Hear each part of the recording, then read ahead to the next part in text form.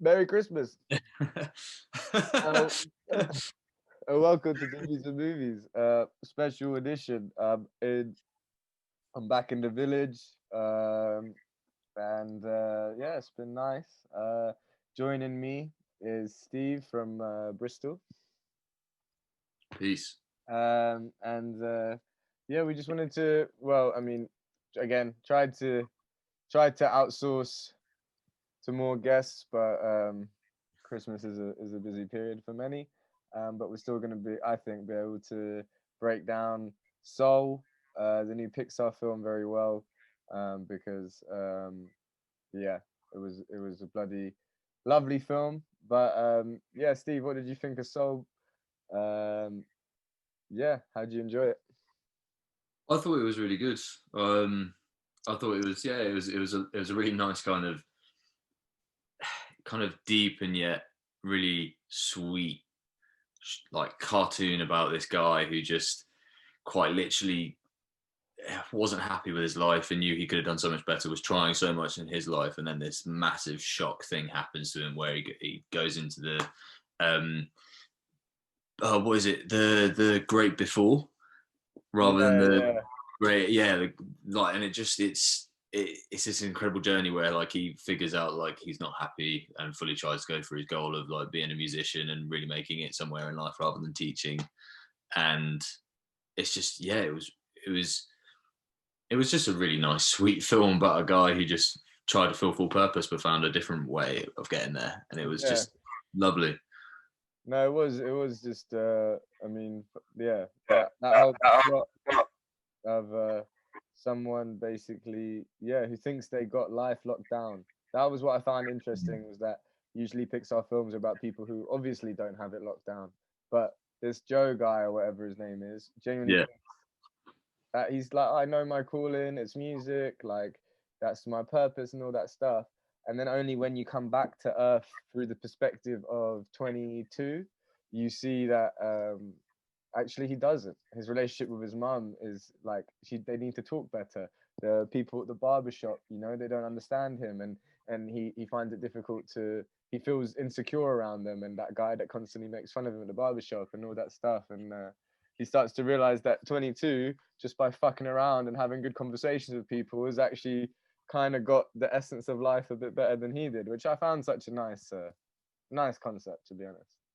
Uh, and he's a bit of a prick, to be honest. Like when he's trying to get the body back, and she's just yeah, kind of talk through. She's a bit confused, like, what can we like? I'm a bit, it's all a bit much for me. He's like, just give it back to me, just give it back to me. And you're like, come on, you got to think about 22 as well. Do you know what I mean? yeah.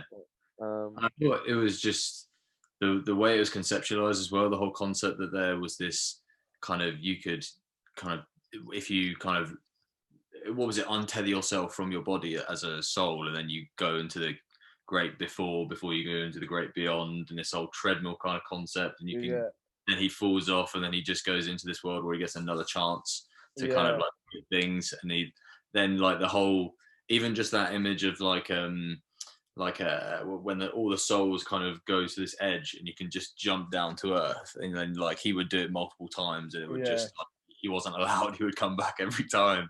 And yeah, like yeah, it was just, I thought it was just really well conceptualized. It was just it was almost like exactly um how you would kind of visualize that in a cartoon to kind of like demonstrate, I suppose, afterlife and that kind of stuff. Like I've never seen like a Disney kind of theory cartoon about, unless it's been like that one about Egypt or something where it's about afterlife and death and that. But most of them are on different concepts. I found that was quite cool. yeah. I feel in general it was one of their most mature films, because it also like was one of the first films to talk about bills and money and Yeah, rent and stuff. Like they don't usually do that. They talk about the meaning of life and things like that. But they don't usually talk about like the bureaucracy, I guess, of money and things like that, which I found quite interesting. Like the relationship with the mum. The reason she doesn't want him to do music is because she's worried about him having money and things like that. And I thought that stuff yeah, was a little bit more adult and a little bit more real than some of the other films. And yeah, all of the concepts with the afterlife were quite deep, and like the plot was good, to be honest. Like the whole plot, like each act, I feel you're in a different place. You got the first act where he's you introducing to him in his earth life. Then he dies. You got the second act of him in the afterlife, whatever it's called. And then you got them coming back to earth again, and it feels like they kept being a new kind of kick. And like, the fact that he's a cat for so long is just fucking hilarious. Like they do so much fun stuff Yeah. with that. Like I love that bit where he became the cat, and then it just immediately shot to the cat being on the treadmill to the great beyond as a yeah. song. Yeah, that was such a funny bit. And the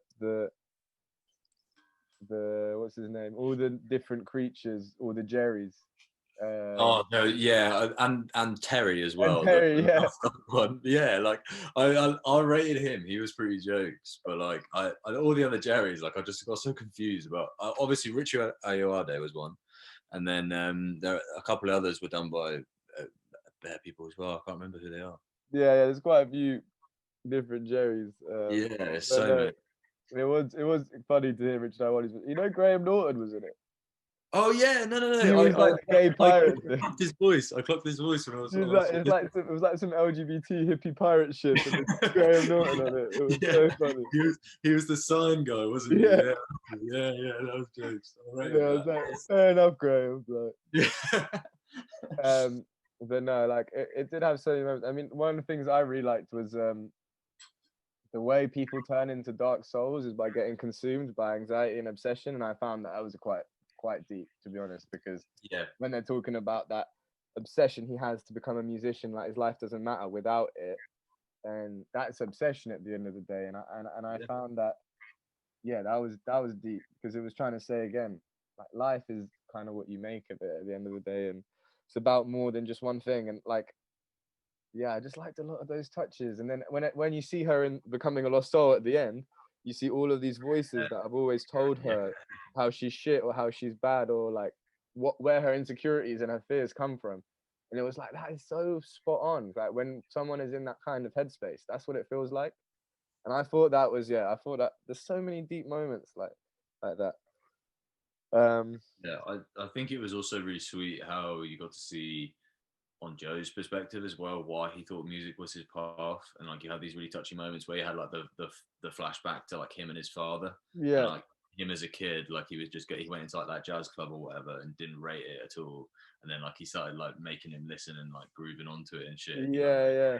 The came way he back. explains that to the kids is so cool as well, when he just gets lost on the piano. Yeah. No, like the whole in the zone thing was cool as well, because that was meant to be Yeah, seen as the contrast to the dark kind of anxiety obsession, which almost is them saying that like being away from your conscious thought is probably actually the happiest kind of a human is, and the mm, thoughts are the problem, because when you're in the zone, you're not thinking, like, yeah, and I like that stuff as well. To be honest, the barbershop scene for me was so good when she 22 just gets them all just getting so deep. And yeah. the I think, barber's like, I wanted to be a veterinarian, all this stuff. yeah, yeah. But I'm okay. Like, life's good. I And I thought it like was doing that stuff. I thought it was really, really jokes how like you had that bit after the barbershop where that guy who takes the piss out of Joe, the Mm. young guy, he like is like walking along and Terry like kidnaps him and like fucks him up and he like scars him for life. Like, And the processed foods, like, but stay away from those processed foods. Yeah, that was so good.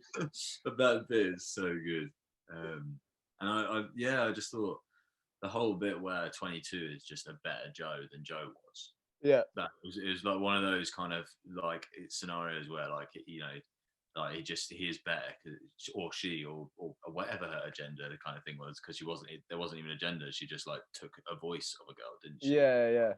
So I yeah like but yeah like he would be a better Joe than Joe was, like when talking to the barbers, when like talking in like playing in the jazz band and that, he was just better, like he was smoother, and then it just like kind of he like met, and then he like when we were talking about in the zone earlier, he found that him being in the zone was him teaching as well, like mentoring, and Yeah. like and that was like a lovely little sweet thing as well, where like he just kind of believed it was music his whole life, but really like deep down like that ended up being almost his goal in life, was to like get to that point and then mentor 22, and then it was all kind of faded, and it was kind of beautiful in a way.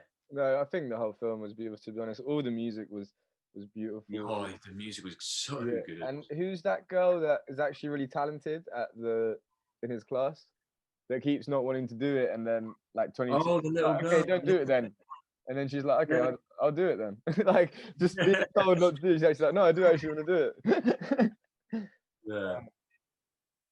No, yeah, it was just it was a really good, all sweet film all round. Like it just wasn't, it didn't fail to, it was, yeah, it didn't fail to get your emotions up or anything like that at all. Like it was a very sweet film and it was quite touching. Um, Yeah, but and they have that same physical humor that they always have in Pixar films. That um, like I remember when Joe convinces the Dorothea, the jazz player, to take him back. His mate is just in the hallway doing this little dance, like yeah. yeah, It's just like made me laugh so much. It was so good. yeah, Man, there was a big cast in that film. Obviously, we mentioned Graham Norton and Rich Daiwadi, but obviously Jamie Foxx was the main guy. yeah, yeah. Tina Fey was 22. Oh Uh, yeah. Questlove, the drummer from Roots, played the drummer in the band. Uh, so there was a few like famous voices in there, and the film itself was directed by the guy who did Monsters Inc., Up, and Inside Out.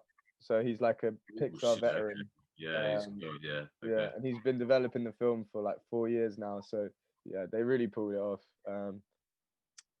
And yeah, Yeah, fair yeah, enough. I've got, yeah. I mean, I can see that quite easily in the film. It's good quality. Looks like it's been really thoroughly thought out and well conceptualized, and it's just well casted. So yeah, I can see that. Fair enough. um, was there anything else that we have missed out? I'm just trying to think. We've talked about like Joe's life. We've talked about the afterlife. Then we talked about coaching 22. We talked about the barber scene. Um, Yeah, there was just those moments with 22, just like enjoying the most basic things in life that I found really refreshing. oh yeah, what did she like eating? She's What was? like, yeah, it's a pizza, and it's Yeah, like, that was and good then she's pizza. like lying on this vent, and she's like, it's a Oh cigarette. yeah, yeah, that was quite sweet and simple though. But Mm. it's yeah, it's fair enough. Like you can imagine it from her perspective easily. And and yeah, it is just nice how 22 does just kind of repair these little things, like his relationship with his mum and all these things, and Yeah, like how he comes in and the mum's not having it, and then after they actually talk about it, the mum gives him his dad's old suit. Like there was just so many of those really nice bits. yeah. Who else does he make amends with? Is the barbershop people? It's his mum. Was that it? Um, I think so. I can't remember now. Oh, there's like little. I'm just getting little roadblocks now. Yeah, I mean, I think the main then next thing to probably discuss is probably the ending, and I read that in interviews that they've played around with loads of different endings, um, ones that he died, ones that he lived. Hmm. Um, what did you think of him living at the end? Do you think that was the right ending, or do you think he should have died? Um, I don't know. Like, I think it was nice that he lived at the end. I think it kind of kept up this nice positive kind of balance of the yeah, okay, you can have all this mad stuff happen to you, but you can always get that second chance, Yeah, and there's always that option in terms of that it's not always the end. Sometimes there is leeway, yeah, like how he gets like a life given to him by Jerry or one of the Jerrys, mm, and he just yeah, it's just it was quite sweet, but in a way, I can kind of also see it not being that, and then he doesn't get to live, and he just kind of like, yeah, you had your shot, you had your mentor shot, you've done your job. Now you need to join the great beyond like everyone else. yeah. They could have played with that idea of he's found now his peace and meaning, and he Yeah. can now pass away. But I agree with the actual ending because there's so much that he learns, and there's such a freak nature and unfair nature to his death that I think that it would have been a negative ending. Obviously, it's always negative when someone dies, but I don't think the message would have come through as much. I think the fact that he does get to live again and he does get to take those things into practice, it's what the film's more trying to say than to accept death. I think it's more trying to say like I don't know, people should learn their lessons, and sometimes you need that extra perspective in order to do that. But it's definitely interesting. I wouldn't be surprised if some people maybe did think that he should have passed away. But I do think that the things he learned, it would have been a shame if he didn't get to use them. Yeah, I think it's I can't. I think the ending was great. I still agree with it. I can see it both going either way. But Yeah, I kind of wish. apparently kind they of made wish- like 100 endings for it. Yeah, and I can see that Yeah. because that could I can imagine he would live and do so many different things, or there'd be some specific way he dies, or some kind of, I don't know, maybe another task for him or something to do. Who knows? But like, I can understand that. Like, you can put that so many different ways. Yeah, and that's the interesting thing that it's interesting that they did before they decided on the ending. They came up with so many. I think that means that as writers, you're kind of exploring every angle of what your film could say, and then nailing down what you want it to say. So it is cool that they still went through like, look, let's just keep trying things. Let's keep animating different things and see what looks cooler, what hits. They said there were funny endings, really sad endings. They tried so many different things until they did pick on this ending. But yeah, sick. Really sick. Did you ever watch Onward, the other film they did this year? Oh no, I didn't With actually Tom catch it. Holland. It's Like, just, is it something on Disney Plus? mm, Yeah, well, that's easy. yeah, easy. No, that was really good as well, but this one just felt like one of their classics for me. Oh, Anyway. okay, yeah, all right, okay. Uh, Pixar classics are a thing. Like, it's yeah, just I mean, I think their track record is unreal, but every now and then, yeah, they just do one that's just a little bit better. yeah, definitely. But I guess, yeah, wrap it up. What? Oh yeah, before we wrap up, wanted to give a shout out to Trent Reznor and Atticus Ross, who did the music for the film. They both did Social Network together. Trent Reznor was in, I'm pretty sure, was in Nine Inch Nails, wasn't he? And Atticus Ross just seems to be an English musician and composer, and has got some of his own music, and has worked with Nine Inch Nails as well. So Very yeah, nice. Fair yeah, enough. fair enough. Yeah, but no, they did a really good job with that music. But yeah, what would you rate it out of 10 anyway?